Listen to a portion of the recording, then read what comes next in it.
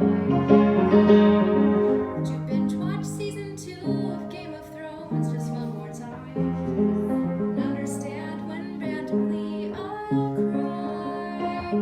If I ask you, would you hear me? If I ask you, would you hold a place for me for when I don't belong? If I tell you I can't do this and I start to back away, will you tell me you've been with me all along? I don't need a house, a rooftop, or 4 walls. I don't need a fence, a lawn, or simple tree. Just to walk, a talk, a song, a call, a word or two when spirits fall. That will feel like home enough to me. When darkness settles in like a hammer on your chest, you need someone who's seen you at your best and knows that dark is just the other side of light, and won't let you slip away without a fight.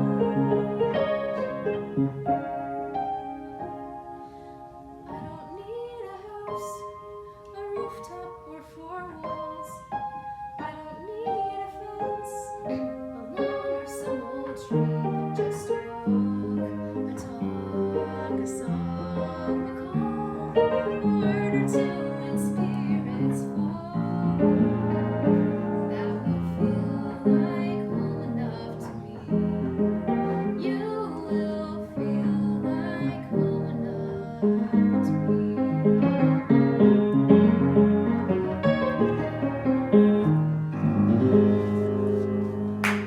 Whoa! Got a little dusty over here. Not sure about you guys. Yes! Thank you, guys. Wow, that was incredible. Thank you. Thank you very much. Is it like driving a car without like reverse? Yeah, or brakes. Or without brakes? It's all good though. Yeah. It's in tune with pedals. Yeah. There we go.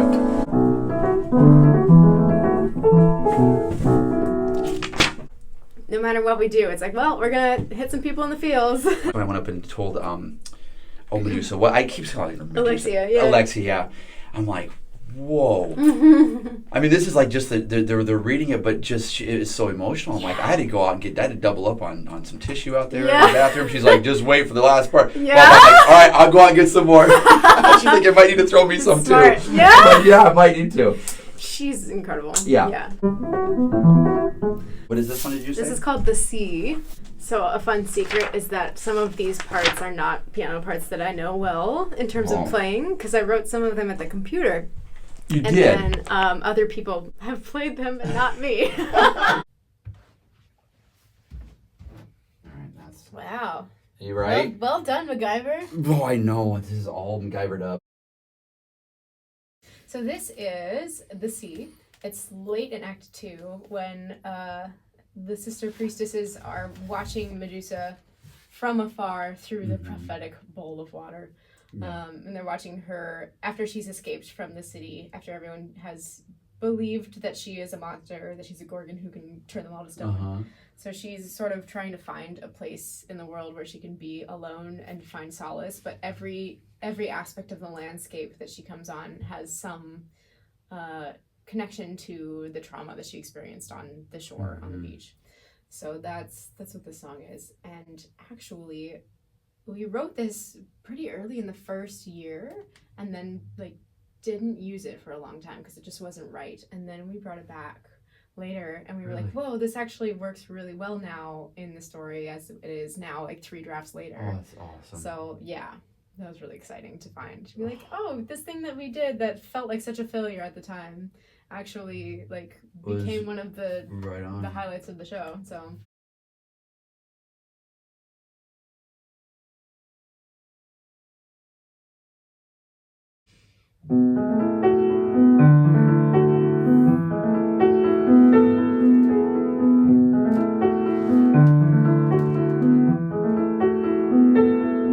she's come upon a forest, she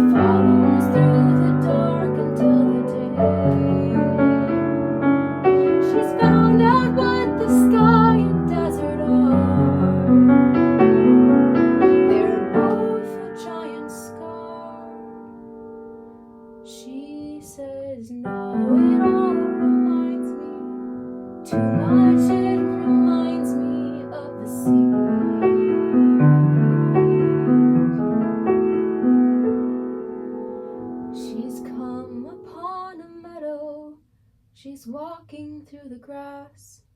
She doesn't have it in her now to run.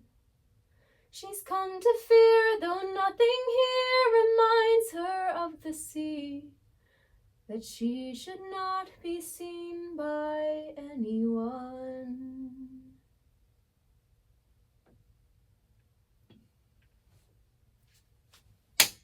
Thanks. Oh. Yeah. You nailed that one. Thank you. When you write something like that, Mm-hmm. I get some deep shit. Yeah. I mean, it is, man, where you pull from hard places sometimes to write great things, and not that you had to pull from a dark place, but wow. Yeah.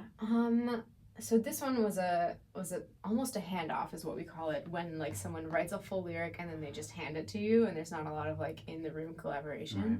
So I tried a couple of different things with this. I tried like a haunting kind of thing, and I can't even remember how it was now. And haunting in more of like a that kind of place. And this was again before we knew where this song was gonna go. This is actually closer to what I feel like I write naturally than the more like funky, like hip hoppy, right. Which I also love. But this just like felt natural to me. And Wes did a great job with this lyric. He was really careful to what we call scan it to itself. So each line of each verse has the same amount of syllables or pretty close, and it like the emphases land at the same place. So it drew me to this idea of like a strophic. Like, we'll just do the same. The form is that it's verse, verse, verse, verse, basically. Very simple, like balladic, harkening back to older forms. Yeah. And so, yeah, I couldn't say. Well, no, I mean, you just sat down, and did it come pretty easy once you started? Yeah, it did. Yeah, I don't think that this song has gone through a lot of edits. No, I hope not. Yeah. I mean, when I say I hope not, it just sounds so natural. It's pretty organic. Yeah. Very organic. Which is nice. A lot of these songs have sort of gone through a lot of different like piecemeal changes, and so it's a lot of work to make them feel like they still cohere. But this is. The movie just came out yesterday. Have you seen Yesterday? No. It's the Beatles one? Yeah. Okay, awesome. And my kids, oh my gosh, we loved it. It was so good. Cool. And there's the part where Ed Sheeran goes, instead of it being, hey Jude. Hey, dude. Hey, dude. It's so much better. Is he? Is it? Yeah. Hey, dude, don't make it fast. Definitely going to be one of the best songs of the generation. Hey, dude. So what happens when you got something that you feel is so natural and it's organic and it's right there, and then you give it a listen, like, oh, we'll change this or that or do this or that. Is it hard to take? It is hard, and thankfully, I think for better or worse, I end up with collaborators who are pretty like-minded with me, who either like they like what I'm bringing to the table or they just want more, which is really nice. And it's definitely hard. Like, I think a lot of the time I picture, especially when I'm like writing something, then I send it to a collaborator, I think of it as like, I have this weird mental picture of it being like a part of me, like as a blob, and then it grows and grows, it becomes its own thing, and then it like pinches off, and then it's its own blob, and then I'm like, all right, now it's its own thing, and it's not part of me, and it's okay if they don't like it, and like I'm gonna be okay with it, but like creating it felt good, and that's and it's okay if that doesn't work out, and if they don't like it and I still like it, I can take it back and use it for something else. Is there anything in the play that it felt forced? If you're forcing something, stress over time, regardless, it's going to break. And the things that are generally the best are the ones that come the easiest, and they're just the most natural. It doesn't mean that you don't have to move and shake and fit parameters, but have you looked back on the things that you tried to maybe force through with this one, and then you were like, oh no, wait. No. Tons and tons and tons of things. This whole song in like the first or second draft where Poseidon was teaching Perseus how to kill, essentially, or how to fish and then how to kill, and I can't remember, but like it was like a video game sequence, and there were bloodthirsty dolphins involved, and it was supposed to be like funny and like but it was just not, it was weird and not right, and like too like we want humor in the piece, but we want the humor to feel like it's coming from a real place. Yeah. Rather than from like now we're making these characters Yes. caricatures and distancing you from them, when what we Right. really want to do is implicate the audience. And so Well, that was done very, very well. The humor of each character, their personalities are awesome. thank you. Are awesome. Yeah, well, the actors did a great job too of just augmenting what's already there. And Did anything change between the Thursday showing and then like the Friday, or did that all stay? a little bit, I think, did change, and I can't remember exactly what. Just like a couple of lines here and there. Yeah, because I don't think people realize, and I didn't. I learned this part. This is something I had no idea. Like this whole process, like when we were doing it in the, where were we at? The Sound. What was the name of the place? Open Jar? The Open Yeah, Jar, which is awesome. Yeah. I was thinking, okay, is this a theater? It's a studio.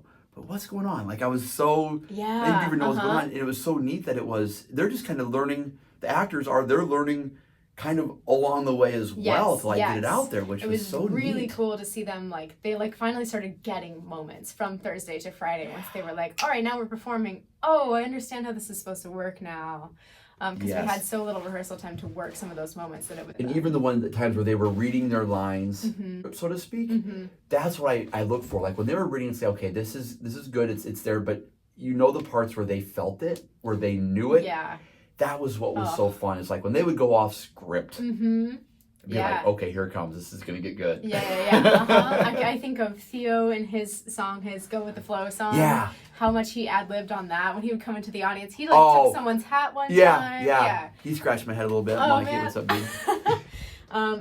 And then from the other side of the spectrum, just Heidi Blickenstaff, like as Steno, just like being there, and that was like, she was so devastating. She to me was a lot of the emotional core of the, and like we had for the things that people didn't get, like there was a time where we were talking in the trial where one of the male chorus members was like, I just don't get it, like it's clear that he's like making this up, like he's contradicting himself, like how would he ever be found not guilty? And I'm like, maybe you haven't been watching the trials. Have you paid attention? And it's like people don't, even in this city where people are very, tuned into those things, there's still a lot of learning to be done, and I think we and that is why I love it, Rachel. Yeah. When I keep thinking, my gosh, it's so hard to teach this topic. Yeah. As a parent is scary as hell, and we have to talk about it. We have to talk about it. We can't be politically correct with this shit. It just can't be done. Yeah. It's got to be real. And how real it was in such a beautiful, scary as hell, all the emotions, funny, how you could bring funny into the mix with the characters. Because there were times when it was funny, but there were times when it was certainly not funny. Yeah. But being able to show this to people and just say, just watch. And it's a show. It's music. It's rap. It's awesome. It's funny. And it's so serious. Yeah. That's one of my favorite things about this art form, is that you just get to sit people down for like however amount of time and be like, this is the story that we have to tell you, and this matters. Or this is for fun. It doesn't really matter. But just like getting people to just like put down their phones and like sit in something for an hour to 2.5 hours and just like really soak in something and be present. And that has changed. Yeah. The soaking, it's tolerance for boredom. And I talk about it all the time. It's like, I don't have tolerance for boredom. Yeah. And I'm not ashamed to say that. But our kids growing up, it's all they know. And if we can't be relevant, and if we can't, if I can sit in the back of a classroom and I can get the information faster than what the person's spitting it out, of just like if it's regurgitating a slide or whatever, facts. What are we doing? Yeah. It's got to be relevant. It's got to be real, and has had to have changed in your world, because, they were, at the beginning, it's like, please turn off cell phones. Of course, it's obvious it is, but do you have to hook the audience? Because our attention spans are so bad. Yeah. That's got to be you have to talk about that, don't you? Do you talk about it? I mean, that sounds dumb. Yeah, I'm not saying a question. It's totally, and I think something about this, I mean, there's a spectrum of art created within the musical theater umbrella, and there's the stuff that's very commercial, and then there's the stuff that's very like avant-garde, and I feel like those people don't care as much about holding people's attention, but we're definitely, our philosophy is like, let's make something that has artistic integrity but also like hooks people in and is worth paying attention to. So we do talk about it. There was we had a production of this in April, and the woman who's sitting in front of me, who clearly didn't know it was the writer, was on her phone most of the time, and I just couldn't even get into it. And I was like, you are now actively disrupting the experience of people around you also. And you just want to slap them. Yeah. And I get it, emergencies happen, but like, leave. It's the naiveness, number one. I have zero attention span, and I was into it the whole damn time. Great, okay. But you know, whatever. But it was very, very, oh man, awesome. Okay, let's play again. Play more. Okay. What's another one? Oh, you like the rapping? Do a rapping Do one. a rappy one? Because you can rap it for school, right? Sure. Just big caveat, I should never be rapping.